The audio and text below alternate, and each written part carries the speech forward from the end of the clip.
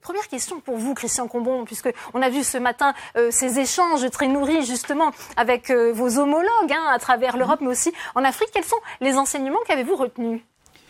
Déjà, ce qui me semble important, c'est que pour la première fois, on a pu rassembler, grâce au président Larcher, et je pense que c'est une bonne initiative, Sénat d'Europe et Sénat d'Afrique. Ça ne s'était jamais fait. Et le premier enseignement que l'on tire, c'est qu'en fait, on a beaucoup à se parler.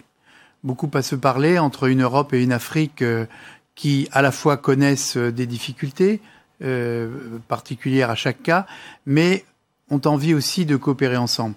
Moi, j'ai dit dans mon intervention ce matin, l'Afrique est notre avenir. L'Afrique est notre avenir parce que c'est un continent qui est à 14 kilomètres de l'Europe, à Gibraltar, et que c'est un continent en plein développement. On a souvent tendance à le caricaturer en voyant l'Afrique d'il y a longtemps. Or, c'est une Afrique connectée, c'est une Afrique où se développent les start-up, où le téléphone portable a sauté le passage au filaire, là où les nouvelles énergies, notamment le solaire, est en train de faire une éruption très importante. Et donc, l'Europe aurait bien tort de ne pas se préoccuper de ce qui est en train de se passer sur ce continent.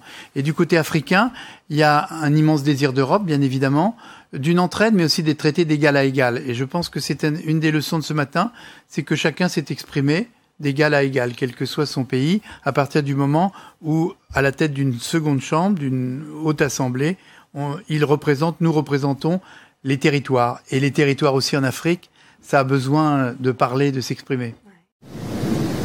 Dans un rapport récent de la défense française, le panafricanisme est décrit comme un ennemi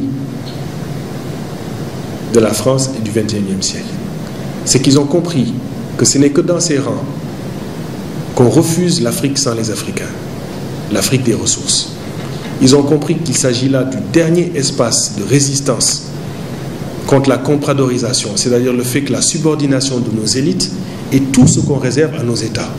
Des États désengagés, laminés, ramenés à leur simple expression, manipulant leur propre magistrature pour qu'on soit au-dessus des lois, laissés à du simple affairisme à caractère informel, c'est ce qu'on appelle l'économie du conteneur, et un entrepreneuriat sans perspective, avec des grands discours sur la bonne gouvernance qui sont au fond que la dimension managériale du néolibéralisme. Et ça, nous ne voulons pas. Nous savons que ça a échoué et que ça va échouer.